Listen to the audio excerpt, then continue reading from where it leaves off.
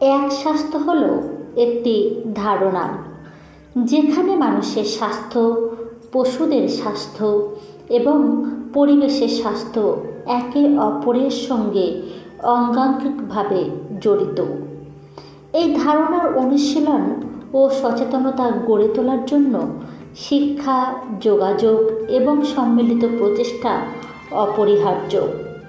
স্বাস্থ্য সচেতনতা বলতে কেবল রোগ প্রতিরোধেই নয়, বরং একটি সামগ্রিক সুস্থ জীবনযাপনকে বোঝায়, যার মধ্যে রয়েছে শারীরিক ও মানসিক সুস্থতা, স্বাস্থ্যকর খাদ্যাভ্যাস, নিয়মিত ব্যায়াম এবং স্বাস্থ্যকর পরিবেশের গুরুত্ব।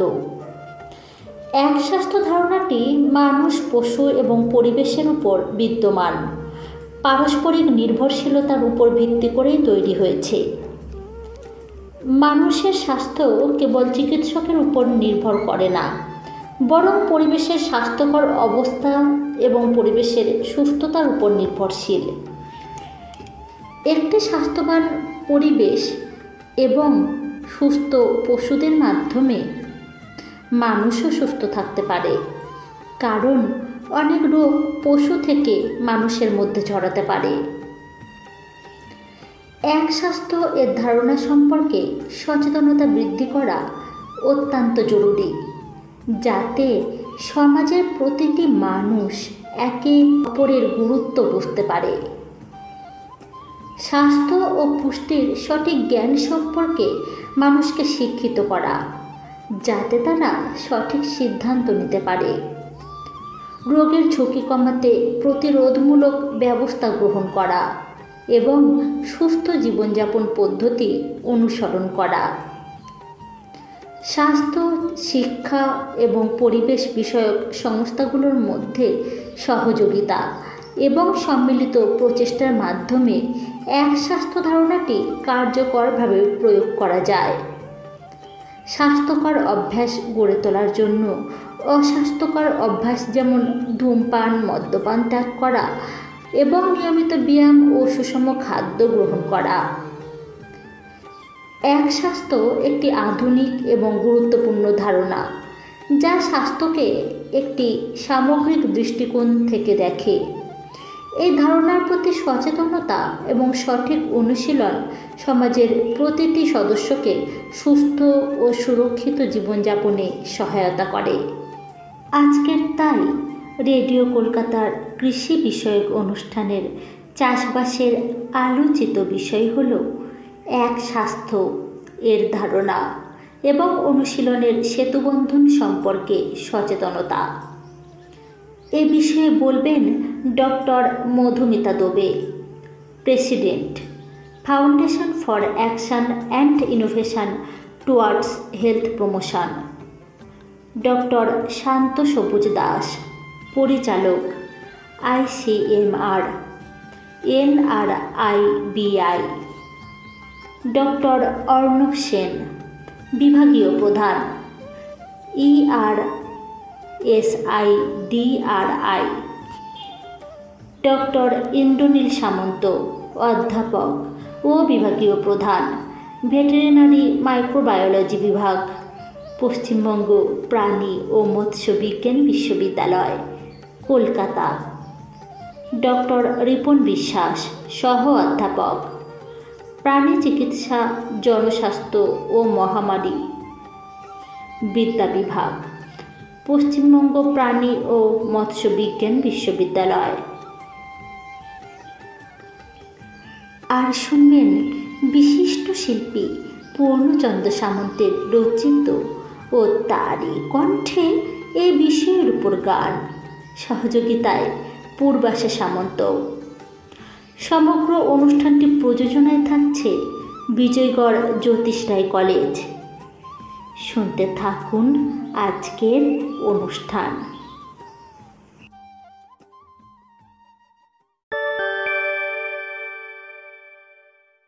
ম্যাডাম, আজকের যে আমরা সেমিনারে উপস্থিত হয়েছি, ওয়ান হেলথ ওয়ান মিশন, তো আপনি দীর্ঘদিন ধরে এটা নিরলস প্রচেষ্টা চালিয়ে যাচ্ছেন যে এই বিষয়ের উপরে আপনি চালিয়ে যাচ্ছেন, সেটা আমরা সবাই জানি।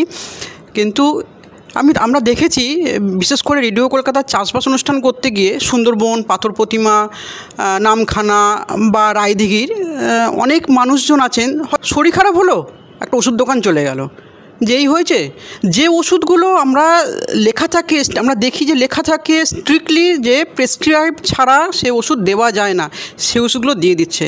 আজকের আমরা কনফারেন্সে এসেছি এবং এর আগেও আপনার কনফারেন্সে এসেছি, আপনারা বারবার ধরে সেইগুলোকে যাতে মানুষের কাছে না পৌঁছাতে পারে, যে এই ওষুধগুলো যাওয়ার ফলে যে মানুষের শরীরে যে উপকারী ব্যাকটেরিয়া আছে সেগুলো নষ্ট হয়ে যাচ্ছে এবং আমরা ক্রমশ কিন্তু মৃত্যুর দিকে কিন্তু এগিয়ে যাচ্ছি। যেগুলো মারণ রোগ সেগুলোকে আমরা খুব সহজে আমাদেরকে গ্রাস করে নিচ্ছে। মানে এটা তো খুব কঠিন কাজ। আপনারা কিভাবে এটাকে করবেন, কিভাবে আপনি সচেতন করবেন যদি একটু বলেন। এখন কাজ কঠিন বলেই তো পিছিয়ে গেলে হবে না। মানুষের নিজস্ব ব্যবহারিক অসুবিধার জন্য তো নিশ্চয়ই অ্যান্টিবায়োটিক আমাদের শরীরে যাচ্ছে। আপনি বলেছেন, সঠিকভাবেই বলেছেন যে মানুষ এখন অধৈর্য হয়ে যায়, একটু অসুখ হলেই সে নিজে নিজেই ওষুধ খায় অথবা ওষুধ দোকানে গিয়ে খায়, মানে প্রেসক্রিপশন ছাড়াই নানা ধরনের ওষুধ খেতে থাকে। এবং এর ফলে যেটা হয়, মানুষের শরীরের ভেতরে যে ব্যাকটেরিয়া সেগুলোর ভেতর একটা জেনেটিক পরিবর্তন আসে। অনেক দিন ধরে চলতে চলতে এরকম হয় যে এমন জিনসগুলো ডেভেলপ করে যেগুলোতে এই ব্যাকটেরিয়াগুলো আর অ্যান্টিবায়োটিকে মরে না, সাধারণ অ্যান্টিবায়োটিকগুলো। সেটাই অ্যান্টিমাইক্রোবিয়াল রেজিস্ট্যান্স বা অ্যান্টিবায়োটিক রেজিস্ট্যান্স। তাহলে এবারে কি মানুষ খাওয়া বন্ধ করে দিলেই এটা হবে? এক তো মানুষের এ ব্যাপারে সচেতনতা দরকার যে তার কি ক্ষতি হচ্ছে। আপনারা অনেকেই জানেন যে এই রকমভাবে সে যখন পৌঁছায় কোনো হাসপাতালে, আজকাল দেখছেন যে যখন অসুখ করে ভর্তি হচ্ছে হাসপাতালে, অনেক সময় বলে ওষুধে কাজ হচ্ছে না, বা যখন যাওয়া যায় এতে আপনার আইসিইউ, আইটিইউ, ওষুধ কাজ করছে না, অ্যান্টিবায়োটিক কাজ করছে না, 3rd জেনারেশন 4th জেনারেশন দিতে হচ্ছে, তা সত্ত্বেও রোগী মারা যাচ্ছে অনেক সময়। তো সেইগুলো তো মানুষকে বুঝতে হবে যে এমন দিন আসছে যেখানে আমরা এগুলোতে আর কোনো কাজই হবে না, আমাদের হাতে কোনো অস্ত্রশস্ত্র নেই, আমাদের নীরবে মরে যেতে হবে। ম্যাডাম চলে এসছে আমার রিসেন্ট একজন পরিচিত, মানে একটা অন্য ইস্যু নিয়ে হসপিটালাইজ হয়েছে, তার 7 দিন পরে সে ধরা মানে হলো যে কর্কট রোগে তা আক্রান্ত হয়েছে, 7 দিন পরেই মারা গেল। মানে আগে যেমন বিষয়টা আমরা দেখতাম যে একটা ধরা পড়েছে, তারপরে সে লড়াই করছে, কষ্ট পাচ্ছে, এখন কিন্তু আরো অনেক অস্ত্রশস্ত্রগুলো কমে যাচ্ছে। তো একদম একদম তো সেটা তো, এবং বাচ্চাদের ক্ষেত্রেও তাই। একদম এটা ছোট বাচ্চা কত কঠিন কঠিন ওষুধ খাচ্ছে। হ্যাঁ, তো এটা একটা ব্যাপার। কিন্তু মানুষ যদি এই ওষুধ এভাবে নাও খায়, তাও অন্যভাবে কিন্তু এটা পৌঁছতে পারে। যেমন ধরুন পশু পাখিদেরও যারা মুরগি পালন করেন, হাঁস পালন করেন, যারা বেশি সংখ্যায় পালন করেন বা এমনিও পালন করেন, তারা মুরগিদের এবং হাঁসেদেরকে ঠিক রাখতে, বিশেষ করে মুরগির ক্ষেত্রে যাদেরকে মহাজন এসে মুরগি দিয়ে যাচ্ছেন, তার সঙ্গে একটা পুড়িয়াতে করে কি দিয়ে যাচ্ছেন তিনি নিজেও জানেন না, কি খাওয়াচ্ছেন মুরগিদেরকে, 1-1.5 মাস পরে এসে হয়তো তাদেরকে নিয়ে যাচ্ছেন। কিন্তু এইগুলোর মধ্যে সব অ্যান্টিবায়োটিক মেশানো থাকে যাতে মুরগিটার অসুখ না করে। কিন্তু এর ফলে কি হচ্ছে, এর মুরগিরও তো অ্যান্টিমাইক্রোবিয়াল রেজিস্ট্যান্স হয়ে যাচ্ছে। সেইটা তখন যে মুরগির মাংসটা খাচ্ছে তার মাধ্যমে মানুষের কাছে চলে আসছে। আমরা যদি স্বার্থপরের মতো মানুষের কথাই ভাবি, তাহলেও সে কিন্তু দূরে থাকতে পারছে না, সেই পশুর থেকে এগুলো চলে আসছে। তারপরে ধরুন জলের ক্ষেত্রেও একই ব্যাপার। জলের মধ্যে যাচ্ছে এই মুরগির যে এক্সক্রিটা যেগুলো যা সব তার যাচ্ছে। তারপরে ধরুন এমনি অ্যান্টিবায়োটিক আমরা ব্যবহার করে হয়তো ফেলে দিচ্ছি, পুরনো হয়ে গেছে ফেলে দিচ্ছি, জলে মিশছে, সব কিছুই জলে মেশে। ম্যানিওর, আমরা চাষবাসের ক্ষেত্রে কত পেস্টিসাইড ব্যবহার করি, ওগুলোও তো অ্যান্টিবায়োটিক, ওগুলোও জলে গিয়ে মেশে এবং সেগুলোর থেকেও মানুষের শরীরে আসছে। সেটাই হচ্ছে আমাদের মূল চিন্তাধারা, ওয়ান হেলথ। আমরা আলাদা করে শুধু মানুষের স্বাস্থ্য নিয়ে ভাবতে পারি না, তার কারণ মানুষের স্বাস্থ্য, পশু স্বাস্থ্য, পরিবেশের স্বাস্থ্য সব কিছুর সঙ্গেই লিঙ্কড। এবং চাষবাস, পশু পাখি, খামার সব কিছুর মধ্যেই অ্যান্টিবায়োটিকের ব্যবহার যদি সঠিকভাবে না করা যায় বা না কমানো যায়, মানুষ সচেতনভাবে ঠিক জিনিসটা করবেন, নিশ্চয়ই করতে হবে। কিন্তু কিছু কিছু জিনিস একেবারেই করা যায় না, সেগুলো তাকে জেনে সেগুলো বন্ধ করতে হবে। শুধু অল্প দিনের লাভ দেখলে হবে না। আমার মানুষের জীবন এবং স্বাস্থ্যের চাইতে তো বেশি দামি আর কিছুই নয়। তো সুতরাং সেই জন্য আমাদের এ ব্যাপারে সচেতনতা অনেক বেশি বাড়াতে হবে এবং নিয়ম আছে, নিয়মগুলোকে প্রয়োগ করতে হবে ঠিক করে। আরেকটা জিনিস আমরা দেখেছি, ধরুন তারা ডক্টর নয়, হ্যাঁ, মানে কোনো জানে না ওষুধের যে রিকোয়ারমেন্ট যেগুলো আছে, ওষুধের যে মানে যে ফর্মুলা যেগুলো ধরুন এই যে আপনারা এই সেমিনারে জানতে পারলাম যে উপকারী ব্যাকটেরিয়া নষ্ট হয়ে যাচ্ছে, হ্যাঁ, এর আগের আমরা আপনাদের সেমিনারে উপস্থিত ছিলাম, সেখানে আমরা জেনেছি যে আস্তে আস্তে ধরুন রুটি বাসি হলে যে তার মধ্যে উপকারী ব্যাকটেরিয়া, দইয়ে উপকারী ব্যাকটেরিয়া, এখন কিন্তু এইগুলো খাচ্ছে না, এগুলো থেকে মানুষ সরে আসে খুব তাড়াতাড়ি। মানুষের পাল্টে গেছে। আসলে কি জানেন তো, যা সহজে পাওয়া যায় মানুষের প্রবণতা সেগুলোই ব্যবহার করার। তো আপনার পান্তা ভাত আগে আমরা খেতাম, এখন হয়তো বড় বড় দামি দামি হোটেলে আবার চালু হচ্ছে পান্তা ভাত রেসিপি নানা রকম, কিন্তু সাধারণভাবে গরিব লোক যেটা খেয়ে বাঁচতো সেই রকম জিনিসগুলো অনেক ব্যবহার কমে যাচ্ছে, মনে করে ওটা গরিবদের খাওয়া, ওই খাওয়াটা ঠিক না, কিন্তু তার উপকারিতা সম্পর্কেও মানুষকে জানতে হবে, আরও অনেক বেশিভাবে এটা ছড়াতে হবে এই খবরগুলো। আপনাদের এই ফেথ অর্গানাইজেশন থেকে আমাদের আগামী দিনে মানে কি এটা কিভাবে আপনারা পৌঁছাবেন বলে? আমরা মূলত মনে করি যে মানুষই উৎস সব কিছু পরিবর্তন করার জন্যে, মানুষই পারে সেটা করতে, সুতরাং মানুষের কাছে এই বার্তাগুলো পৌঁছে দিতে হবে ভালো করে। শুধু এই করো বললে হবে না, কেন সে করবে আর না করলে কি অসুবিধা হবে এটা তাকে বুঝিয়ে বলতে হবে। বুঝলে মানুষ করে না এরকম তো নয়, নিশ্চয়ই আমাদের মূল উদ্দেশ্য তাই হবে। তার সঙ্গে যা যা খারাপভাবে হচ্ছে সেগুলোকে আরও তুলে ধরা সরকারের কাছে বা বেসরকারি প্রতিষ্ঠানরা সব একসাথে হয়ে, আরও আপনাদের মতন যারা মিডিয়া পার্সনস তাদের সঙ্গেও এগুলো আলোচনা করতে হবে, যাতে আপনারাও এই বার্তাটা ছড়িয়ে দিতে পারেন। আমরা এত কিছু জেনে শুনেও ডক্টর সামন্তের একটা সুদীর্ঘ বক্তৃতা এবং সুন্দর একটি বক্তৃতা আমরা শুনলাম, এবং সেখান থেকে আমরা উপলব্ধি করলাম আমরা কীভাবে চোখ বন্ধ করে খাচ্ছি, যেটা ধরুন খুব মানে আমরা মনে হয় স্ট্যান্ডার্ড, হ্যাঁ, একটু কাবাব খেয়ে নিলাম, হ্যাঁ, একটু বেশি দাম, আমরা মনে করি ও খুব স্ট্যান্ডার্ড, সে চিড়ে মুড়ির থেকে বা দই খাবার থেকে মনে হয় কাবাব খাচ্ছে, বাবা ও মানে খুব উচ্চ স্তরে বিলন করে। প্রত্যেকটা রাজ্যের প্রত্যেকটা অঞ্চলের নিজস্ব খাবার আছে, সেই নিজস্ব খাবারগুলো তার পারিপার্শ্বিক পরিবেশ প্রকৃতি সব কিছু অনুসারে তৈরি হয়, এবং সিজনালেরও তাই নিয়ম। আপনার গরমকালে জলীয় খাবার বেশি, জলীয় ফল টল বেশি হয়, তার কারণ তাই, মানে এটা এইভাবেই তৈরি হয়েছে। আমরা এখন এই যে গ্লোবালাইজেশন বা বিশ্বায়নের ফলে যেটা হয়েছে, সব জায়গার খাবার সবাই খাচ্ছি, হয়তো সেটা স্বাস্থ্যের পক্ষে ভালো নয়, সেটাও আস্তে আস্তে হয়তো যে ব্যবসায়িক বুদ্ধি দিয়ে আমরা এই খাবারগুলো খাচ্ছিলাম, সেই ব্যবসায়িক বুদ্ধিগুলো এই দিকে প্রয়োগ করে দেখতে হবে কীভাবে সেটার ব্যবহার আরও বাড়ানো যায়।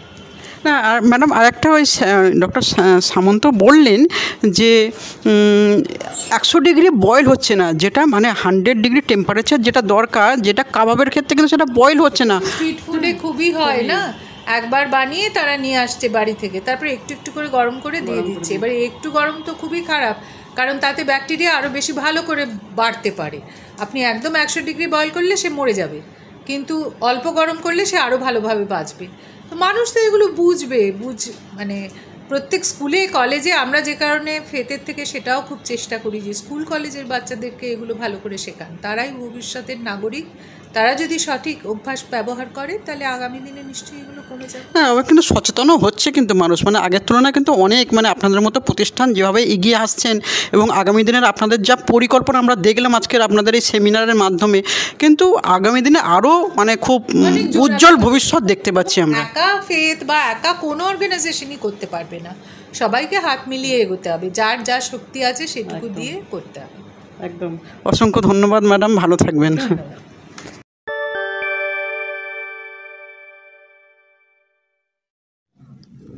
শ্রোতা বন্ধুরা, আমরা রেডিও কলকাতার পক্ষ থেকে উপস্থিত হয়েছিলাম ফেথকন 2025-এ, যার মূল থিম ছিল সাইলোস টু সিনার্জি, অর্থাৎ এক স্বাস্থ্যনীতিকে কীভাবে প্রয়োগ করা যায় মানব এবং প্রাণী স্বাস্থ্যের ক্ষেত্রে। এখন আমরা শুনে নেব ICMR NIRBI এর পরিচালক ডক্টর শান্ত সবুজ দাসের কাছ থেকে।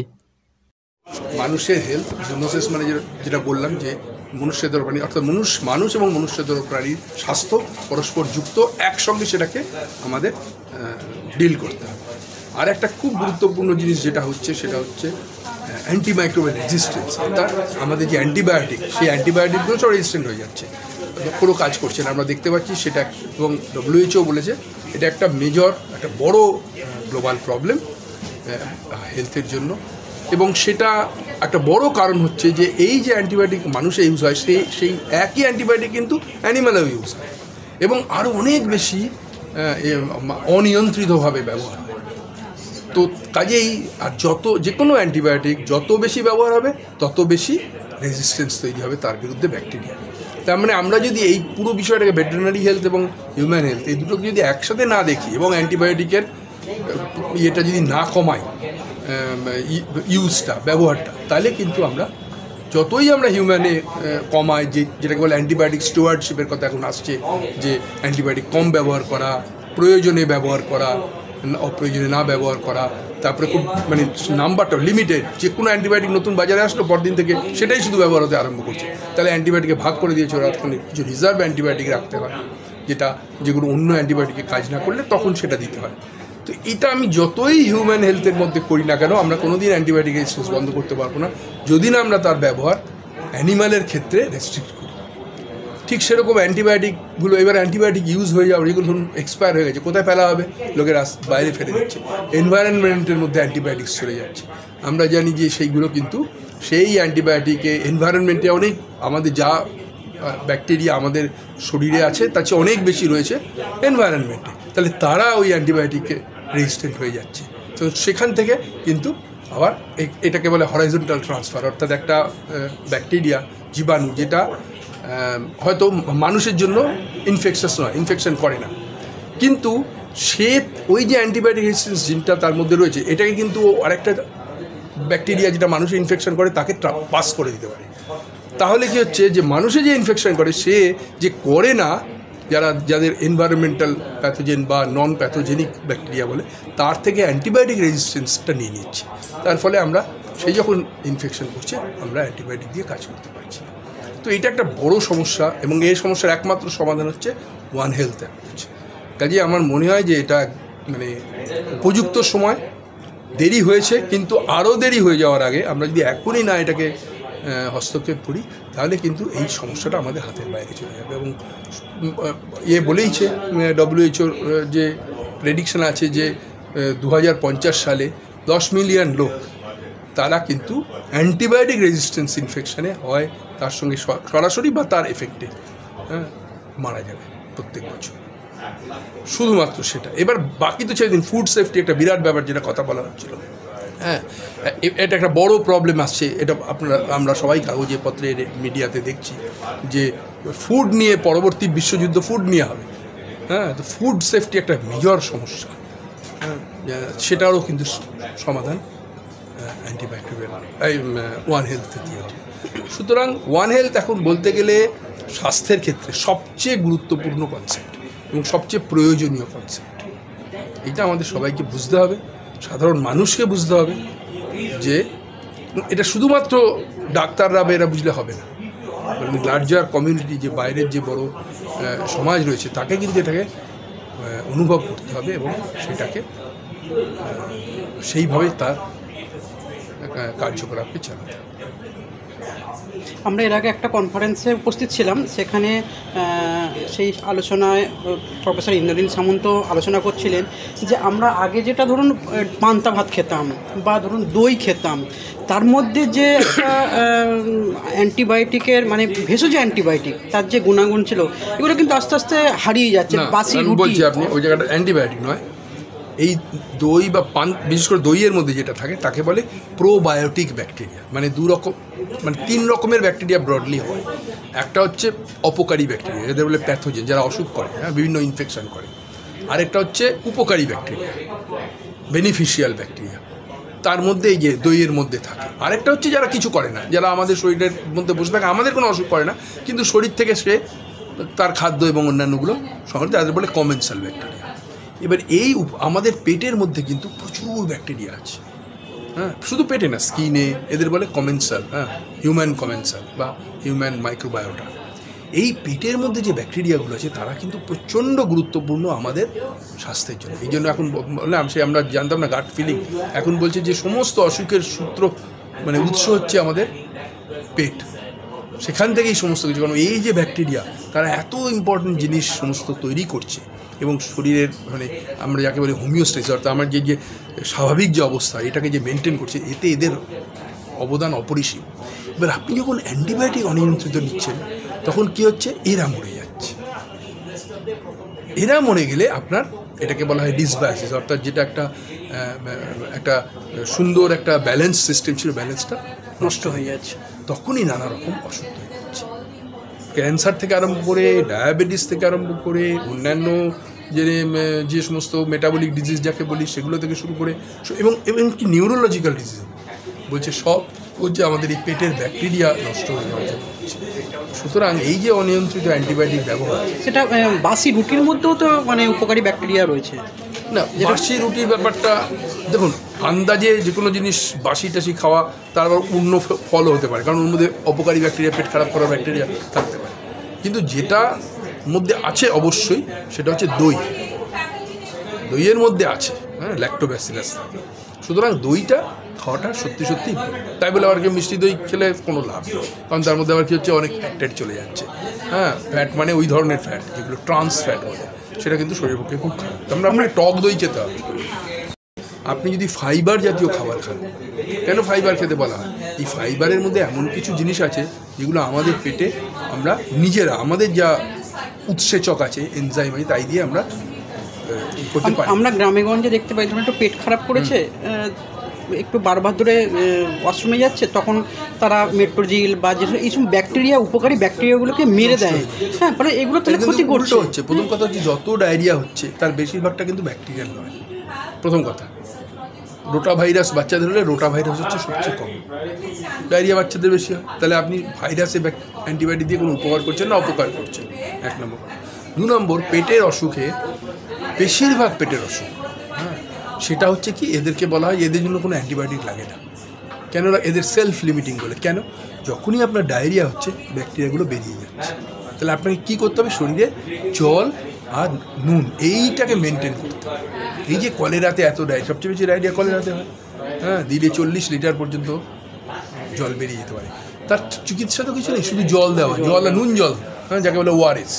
এই ওআরএসটাকে আপনাকে মেনটেন দিতে হবে, অ্যান্টিবায়োটিকের কোনো দরকার নেই। তো এইগুলোকে বুঝতে হবে। মানুষের সমস্যাটা হচ্ছে মানুষের সচেতনতার সমস্যা, বড় চ্যালেঞ্জ। এমনকি মানে অ্যান্টিবায়োটিক ইউজ শুধু কিন্তু ভারতবর্ষের প্রবলেম নয়, এটাও মনে রাখতে হবে। এটা একটা দেশ করতে পারবে না, কারণ একটা দেশ যদি করে, আরেকটা দেশে যদি রেজিস্ট্যান্ট দিয়ে থাকে, এখন যেরকম ট্রাভেলার, গ্লোবাল ট্রাভেল, ওই লোকটা তো ওই ব্যাকটেরিয়াটা নিয়ে এসে এখানে ছড়িয়ে দিয়ে চলে যাবে। সুতরাং আপনাকে এটা গ্লোবাল, এই জন্য গ্লোবাল হেলথ কনসেপ্ট আসছে। আপনাকে যদি এই প্রবলেমটাকে অ্যাড্রেস করতে হয় তাহলে গ্লোবালি করতে হবে। কিন্তু এই অ্যান্টিবায়োটিকের মিসইউজ কিন্তু আমেরিকাতে 30% অ্যান্টিবায়োটিক অপ্রয়োজনীয় দেওয়া যায় না, সেখানে 30% ইউজ হচ্ছে অপ্রয়োজনীয়। তাহলে আমাদের দেশের অবস্থাটা ভাবুন, দোকানে গিয়ে বললি একটা অ্যান্টিবায়োটিক দিয়ে দেবে। তাহলে এখানে একটা খুব ন্যাশনাল ভালো জিনিস যে ভারত সরকার ন্যাশনাল ওয়ান হেলথ মিশন, 10টা মিশনের মধ্যে একটা হচ্ছে ন্যাশনাল ওয়ান হেলথ মিশন, সেটা নিয়েছে। এবার আমাদের এখানে অনেক সময় হয় কি, কাগজে কলমে আমাদের খুব ভালো প্ল্যান প্রোগ্রাম থাকে, কিন্তু অন দ্য গ্রাউন্ড অ্যাপ্লিকেশন করাটা হয় না।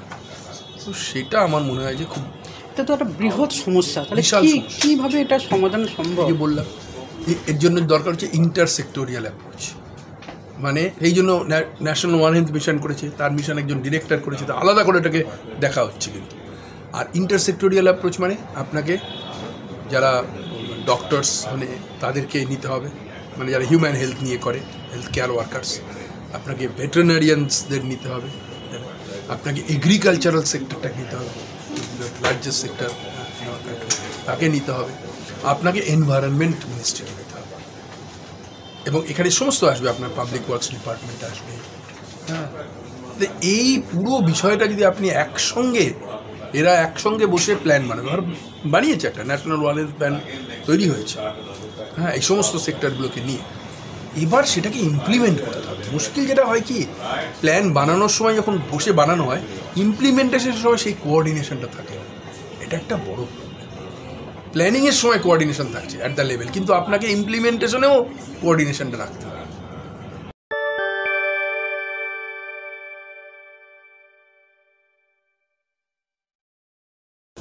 আজ আমরা এসে উপস্থিত হয়েছি একটা বিশেষ সেমিনারে, যার মুখ্য বিষয় হলো ওয়ান হেলথ ওয়ান মিশন। তো এই বিষয়ে এখন আমাদের সামনে উপস্থিত রয়েছেন আমি ডক্টর অর্ণব সেন, ভারতীয় পশু চিকিৎসা অনুসন্ধান সংস্থান থেকে আপনাদের একটুখানি বলতে চাই এ ব্যাপারে। তো আমরা যখন ওয়ান হেলথ কথাটা বলি, তার মানে হচ্ছে হেলথ মানে স্বাস্থ্য, সেই পুরো জিনিসটাকে একত্রিত করা। একত্রিত কী করে করা যাবে? যেরকম ধরুন মানুষের স্বাস্থ্য, প্রাণী স্বাস্থ্য, তারপরে আমাদের বাতাবরণ মানে পরিবেশ স্বাস্থ্য, এই তিন বিষয়কে যদি আমরা একত্রিতভাবে দেখি তাহলে এরা খুব নিকটতমভাবে অন্তর্জড়িত, কেননা প্রত্যেকে অপরের ওপরে নির্ভরশীল। তো এই ওয়ান হেলথ মিশনে আমাদের কোনো দিকটাকেই অবহেলা করা চলবে না। আর আরেকটা খুব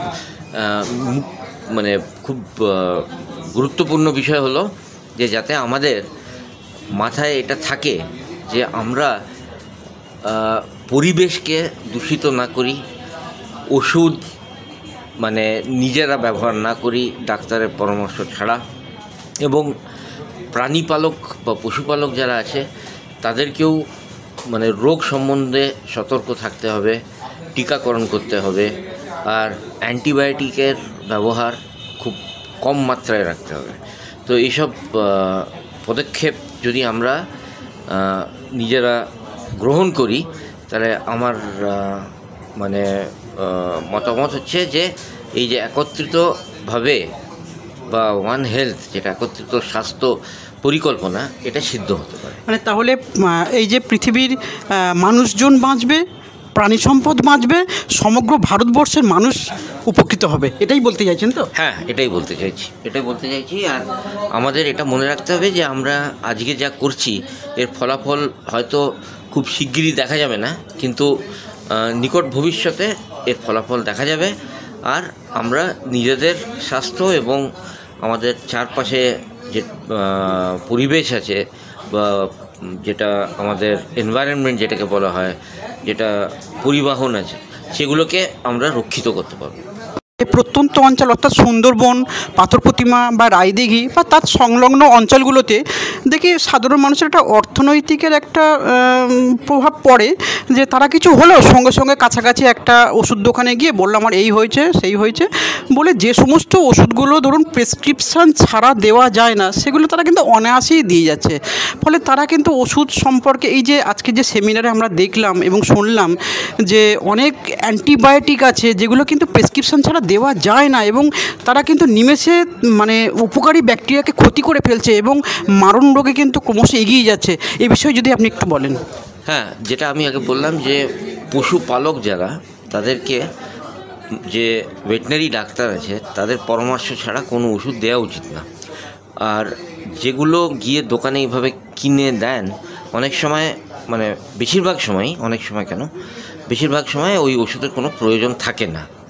তো এই জিনিসটাকে আপনারা খুব গুরুত্বপূর্ণভাবে মনে রাখবেন যে ওষুধের ব্যবহার ডাক্তারের পরামর্শ ছাড়া, সেটা প্রাণী হোক বা মানুষ হোক, এই ব্যাপারে খবরদার ওটা করতে যাবেন না। কেননা এই বিনা পরামর্শে ওষুধ ব্যবহার করলে ওই রোগের যেটা স্তর আছে ওটা অনেক বেশি হয়ে যেতে পারে, আর ওই রোগ সারবে না, ঠিক হবে না। সেই জন্যে ডাক্তারের পরামর্শ অবশ্যই নেবেন যে কোনো ওষুধ ব্যবহার করার আগে। অসংখ্য ধন্যবাদ স্যার।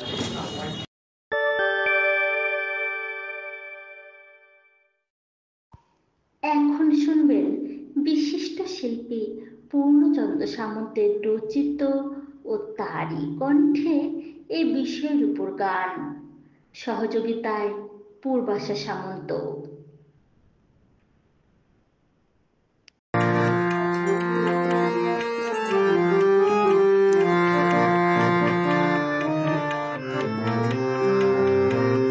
প্রতিজনের চাই পুষ্টি, আর শরীর স্বাস্থ্য রক্ষণ, তাই জেনে বুঝে করতে হবে সঠিক খাদ্য গ্রহণ।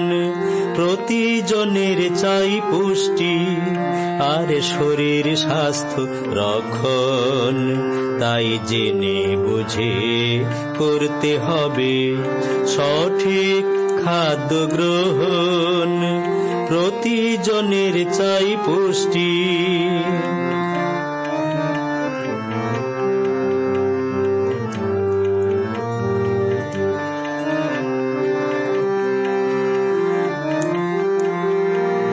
প্রাণী পক্ষী মানুষজনের আহারে বাহার, সুস্থ শরীর রাখে সবার স্বাস্থ্যসম্মত খাবার। প্রাণী পক্ষী মানুষজনের আহারে বাহার, সুস্থ শরীর রাখে সবার স্বাস্থ্যসম্মত খাবার। নির্ভেজাল সুষম চাই, নির্ভেজাল সুষম চাই খাদ্য ব্যবস্থাপন। প্রতিজনের চাই পুষ্টি আর শরীর স্বাস্থ্য রক্ষণ, তাই জেনে বুঝে করতে হবে সঠিক খাদ্য গ্রহণ। প্রতিজনের চাই পুষ্টি।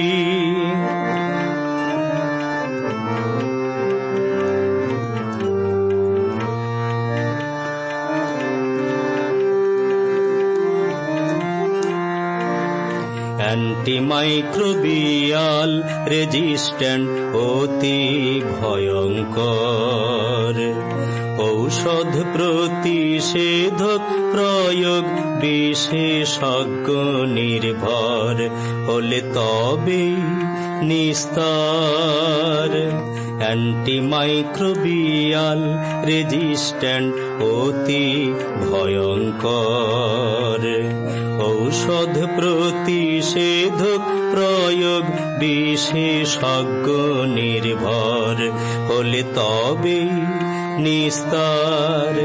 পশু পক্ষী মানুষ কীট পতঙ্গ পরিবেশ ও প্রকৃতি শৃঙ্খলিত একই মন্ত্র ভালো থাকার রীতি।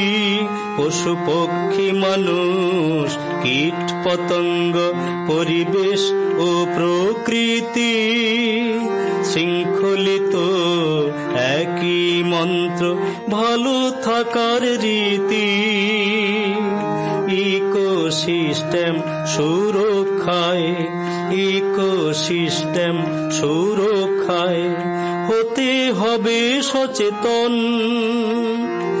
ইকোসিস্টেম সুরক্ষায় হতে হবে সচেতন।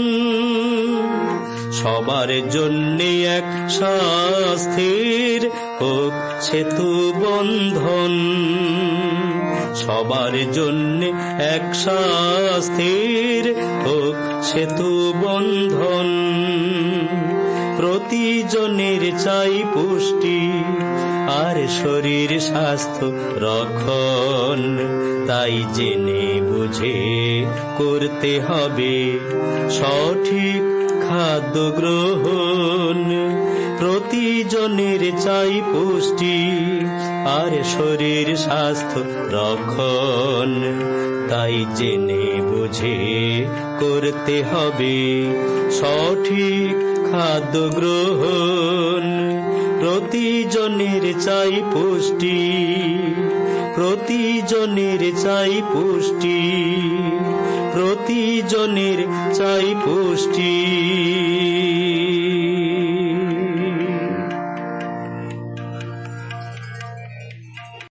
এতক্ষণ শুনলেন বিশিষ্ট শিল্পী পূর্ণচন্দ্র সামন্তের রচিত ও তারই কণ্ঠে এ বিষয়ের উপর গান, সহযোগিতায় পূর্বাশা সামন্ত।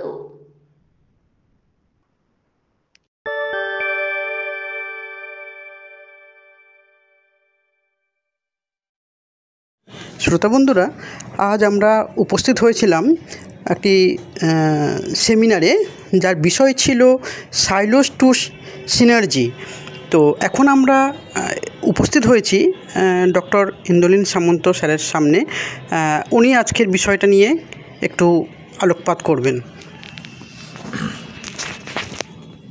সাইলোস টু সিনার্জি হচ্ছে একটা এক স্বাস্থ্য নীতিকে কিভাবে প্রয়োগ করা যায় মানব এবং প্রাণী স্বাস্থ্য ক্ষেত্রে, তার উপরে ভিত্তি করে ফেথ নামক একটি অর্গানাইজেশন দ্বারা সংগঠিত একটি সেমিনার, যেখানে বিভিন্ন সেক্টর থেকে, যেমন human health, animal health, environment, এই ধরনের সেক্টর থেকে যারা এই সমস্ত জিনিস নিয়ে কাজকর্ম করে থাকেন তারা আজকে এসেছিলেন এবং তারা তাদের বক্তব্য পেশ করেছেন।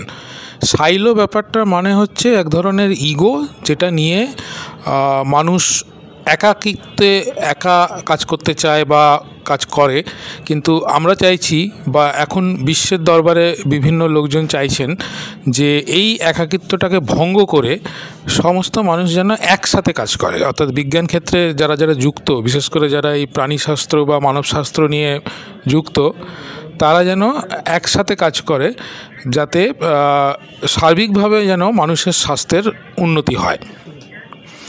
তো এখানে মূলত যে বিষয়গুলো নিয়ে আলোচনা হয়েছে তার মধ্যে হচ্ছে যে অ্যান্টিমাইক্রোবিয়াল রেজিস্ট্যান্স, যেটা এখন বিশ্বের একটা অন্যতম গভীর স্বাস্থ্যজনিত সমস্যা, সেটা নিয়ে মানব স্বাস্থ্য ক্ষেত্রে যারা কাজকর্ম করছেন তার মধ্যে ছিলেন ICMR-এর নির্ভীর সায়েন্টিস্টরা।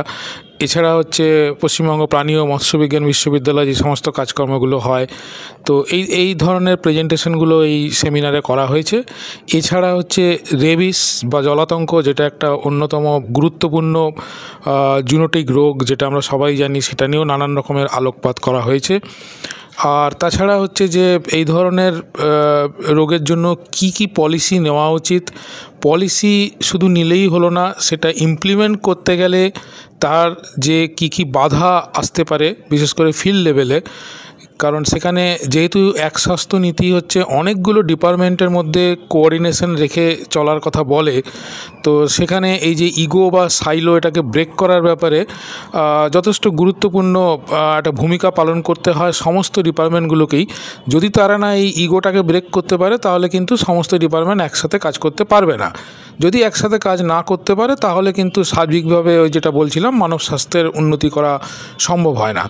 তো সেই ব্যাপারে কি ল্যাকুনা আছে, কোথায় কোথায় আমরা এই এক স্বাস্থ্যনীতি প্রয়োগ করতে কেন পারছি না, সেই বিষয়গুলির উপরেও আজকে এই আলোচনা থেকে উঠে এসছে। স্যার, যদি আপনি একটু ARDS-এর ভূমিকাটা যে একটু বলেন। হ্যাঁ, ARD মানে হচ্ছে অ্যানিম্যাল রিসোর্স ডেভেলপমেন্ট ডিপার্টমেন্ট। এটা ভারতবর্ষের প্রতিটা রাজ্যেরই তাদের রাজ্য সরকারের অধীনে এই ডিপার্টমেন্টগুলো আছে। পশ্চিমবঙ্গ সরকারের অধীনেও এরকম একটা ডিপার্টমেন্ট আছে। তো এই ডিপার্টমেন্টের মূল কাজ হচ্ছে প্রাণী স্বাস্থ্যকে রক্ষা করা, এবং সেই শুধু তাই নয়, প্রাণী স্বাস্থ্য রক্ষা করার মধ্যে দিয়ে এদের মূল উদ্দেশ্য হচ্ছে মানব স্বাস্থ্যের উন্নতি সাধন করা এবং মানুষের জন্য প্রয়োজনীয় যে ডিম বা মাংস বা দুধ যেগুলো সরবরাহ করা হয়ে থাকে, সেটা যেন স্বাস্থ্যসম্মত উপায়ে যেন মানুষ পায় তার ব্যবস্থা করা। তো ARD ডিপার্টমেন্টের একটা বিশাল বড় নেটওয়ার্ক গোটা রাজ্য জুড়ে আছে, তার বিস্তারে আমি খুব একটা যাব না। তো মূলত এনাদের আন্ডারে ভেটেরিনারি অফিসার প্রতিটা ব্লকে কাজ করে থাকেন, তিনি সরকারি গেজেটেড অফিসার। আর তাছাড়াও থাকেন BLDO, block livestock development officer. এছাড়াও কিন্তু একটা বিশাল সাপোর্টিভ স্টাফ এদের আন্ডারে কাজ করেন, তারা ভেটেরিনারি ফার্মাসিস্ট বা লাইভস্টক ডেভেলপমেন্ট অ্যাসিস্ট্যান্ট নামে পরিচিত। তো এই সমস্ত ব্যাপারটা নিয়ে যেমনভাবে একটা মানব স্বাস্থ্যের ক্ষেত্রে একটা পাবলিক হেলথ সেন্টার যেভাবে চলে আর কি, ঠিক সেইভাবেই এক্ষেত্রে ব্লক অ্যানিম্যাল হেলথ সেন্টার চলে বা additional block animal health centre চলে। এটা যারা গ্রামেগঞ্জে থাকেন, যারা এই ধরনের গবাদি পশু পালন করেন, তারা প্রায় সবাই জানেন, কারণ তারা কোনো না কোনোভাবে এদের দ্বারা উপকৃত হন। কারণ প্রতি বছরে প্রাণীগুলোর নির্দিষ্ট সময়ে টিকাকরণ করা এবং বিভিন্ন গ্রামেগঞ্জে গিয়ে হেলথ ক্যাম্প করা, ইনফার্টিলিটি ক্যাম্প করা, কেন গরুর বাচ্চা হচ্ছে না সেটা দেখা, পরীক্ষা করা, এই ধরনের নানাবিধ কাজ কিন্তু এই ডিপার্টমেন্ট করে থাকে। আপনাকে অসংখ্য ধন্যবাদ। এবার আমরা চলে যাব পশ্চিমবঙ্গ প্রাণী ও মৎস্য বিজ্ঞান বিশ্ববিদ্যালয়ের অধ্যাপক ডক্টর রিপন বিশ্বাসের কাছে। নমস্কার, আপনার কাছে জেনে নেব যে এই যারা প্রাণী পালন করছে এবং এবং যারা প্রাণীদের সঙ্গে রয়েছেন, কিভাবে যে এই যে একটা সমন্বয় সাধন বা ধরুন যে প্রাণীর থেকে যে ক্ষতিকর জীবাণুগুলো মানুষের দেহে চলে আসছে সে সম্পর্কে যদি একটু বলেন। বেসিক্যালি প্রাণীদের সাথে মানুষের সম্পর্ক তো আজকের নয়, মানে যখন থেকে মানব জাতির উদ্ভব হয়েছে ঠিক তখন থেকেই প্রাণীদের সাথে আমাদের অঙ্গাঙ্গিভাবে সম্পর্ক রয়েছে এবং যত দিন এগিয়েছে তত কিন্তু প্রাণীদের থেকে বিভিন্ন রোগ আমাদের এসছে, আমাদের থেকে বিভিন্ন রোগ প্রাণীদের গেছে এবং আধুনিক সভ্যতা যখন আমরা আধুনিক সভ্যতার মধ্যে এসে পড়েছি, আমরা বিভিন্ন রোগ আবিষ্কার করেছি, বিভিন্ন যন্ত্রপাতি আবিষ্কারের মাধ্যমে জানতে পেরেছি যে 60% মতন রোগ কিন্তু আমরা শেয়ার করি, মানে প্রাণীদের রোগ আমাদের আসে বা আমাদের রোগ প্রাণীদের যায়। সেই জায়গায় দাঁড়িয়ে এমন নয় যে আমি আমার বাড়িতে প্রাণী রাখি না অথচ প্রাণীর রোগ হবে না, বিষয়টা এরকম নয়। বিষয়টা হচ্ছে প্রাণীদের আমরা পালন করি, বেশ কিছু প্রাণীদের আমরা পালন করি শখ করে বাড়িতে রাখার জন্য আমাদের বন্ধু হিসাবে, আর বেশ কিছু প্রাণী তাদেরকে আমরা খাদ্য হিসাবে বা খাদ্যজাত দ্রব্য যাতে তাদের থেকে পাই সেই সব পাওয়ার জন্যই কিন্তু আমরা প্রাণীদেরকে পালন করি। বিষয় হচ্ছে এই যে খাদ্য বা তাদের থেকে উৎপাদিত বিভিন্ন দ্রব্য, তা থেকে যেমন আমাদের রোগ আসে, প্রাণী থেকে তেমন আমাদের রোগ আসে। অর্থাৎ আমরা যারা শহরে থাকি তারা অনেকেই কিন্তু প্রাণীদের সঙ্গে অঙ্গাঙ্গিভাবে জড়িত নয়, মানে তাদের বাড়িতে গোয়াল ঘর নেই, মুরগির ঘর নেই, কিন্তু তার মানে কি তাদের এই রোগগুলো আসছে না? অবশ্যই আসছে।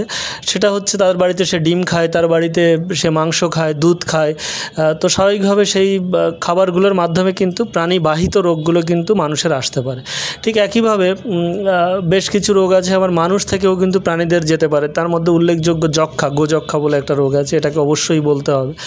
তো স্বাভাবিকভাবেই প্রাণী পালন করতে গেলে আমাদের বেশ কিছু রোগের সম্মুখীন আমরা অজান্তেই হয়ে পড়ি এবং যেহেতু আমাদের অনেক দিনের পুরনো একটা সম্পর্ক, স্বাভাবিকভাবে বেশ কিছু রোগ আছে যে প্রাণী থেকে এলে কিন্তু আমরা চট করে বুঝতে পারি না, অতএব রোগটা সিমটম শো করে না। এর মধ্যে অন্যতম আমাদের একটা রোগ বলাই যেতে পারে যে লেপ্টোস্পাইরোসিস বলে একটা রোগ আছে, যেটাতে প্রাইমারিলি জন্ডিস দেখা দেয় এবং আমাদের গ্রাম বাংলা বা সাধারণভাবে ওই জন্ডিস দিন 10 দিন 15 পরে জন্ডিসটা ডিসঅ্যাপিয়ার করে যায় এবং আলটিমেটলি কিন্তু লেপ্টোস্পাইরো আমাদের শরীরে থেকে যায় এবং আমরা কিন্তু ডায়াগনোসিস মানে আমরা এটাকে মানে পরীক্ষা নিরীক্ষার মাধ্যমে মানে চিহ্নিত করতে পারি না।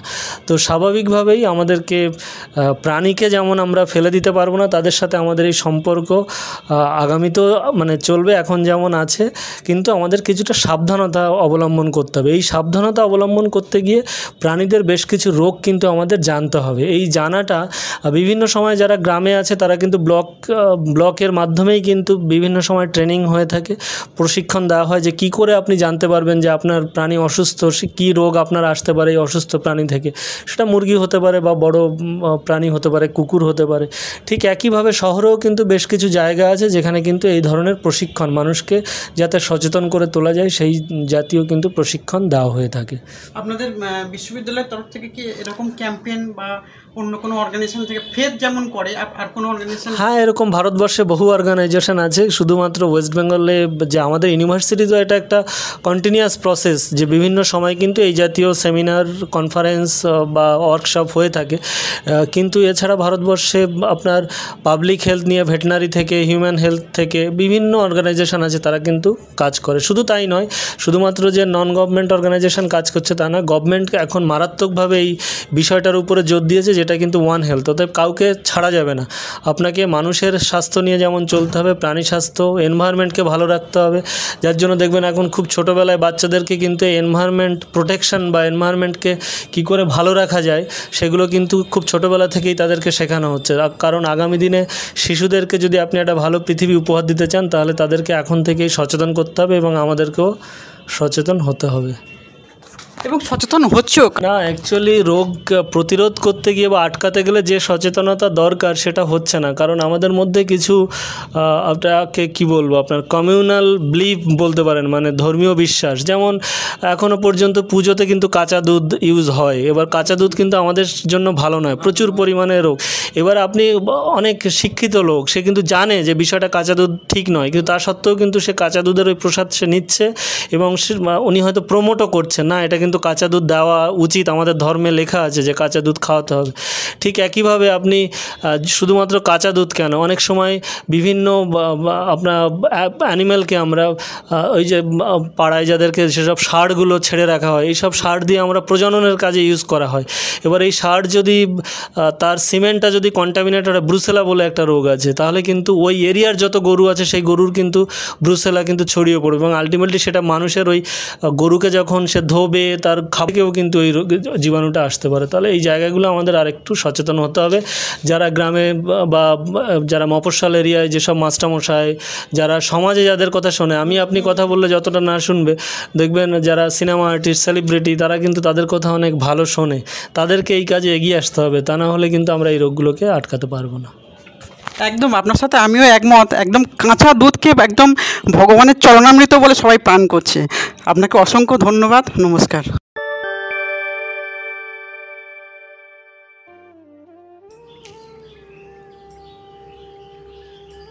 আজকের শুনলেন এক স্বাস্থ্য এর ধারণা এবং অনুশীলনের সেতুবন্ধন সম্পর্কে সচেতনতা সম্বন্ধে।